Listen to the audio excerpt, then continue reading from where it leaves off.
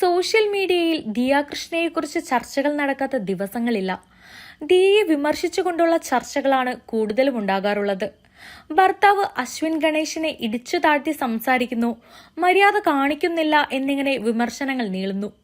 Diya like ചെയ്ത ഒരു Instagram പോസ്റ്റാണ് ഇപ്പോഴത്തെ ചർച്ചാ വിഷയം. ഭർത്താവിന്റെ ഉറപ്പുകൾ വിശ്വസിക്കുമ്പോൾ എല്ലാ ദിവസവും ഏപ്രിൽ ഫുൾ ആണെന്ന വാചകമുള്ള പോസ്റ്റാണ് ദിയ ലൈക്ക് ചെയ്തിരിക്കുന്നത്. ദിയയുടെ ഉള്ളിലെ അതൃപ്തിയാണ് പുറത്തു വന്നതെന്ന് റെഡിറ്റ് യൂസേഴ്സ് പറയുന്നു.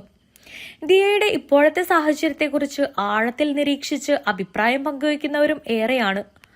അമ്മ സിന്ധു കൃഷ്ണ വിവാഹം കഴിഞ്ഞ നാളുകളിൽ അനുഭവിച്ച അതേ പ്രശ്നമാണ് ദിയ ഇപ്പോൾ അനുഭവിക്കുന്നതെന്നാണ് ഒരു വാദം.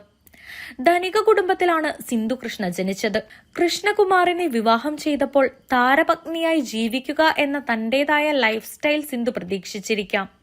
കൃഷ്ണകുമാറിനെ വിവാഹം ചെയ്തപ്പോൾ താരപത്നിയായി ജീവിക്കുക എന്ന തന്റേതായ ലൈഫ് സ്റ്റൈൽ സിന്ധു പ്രതീക്ഷിച്ചിരിക്കും.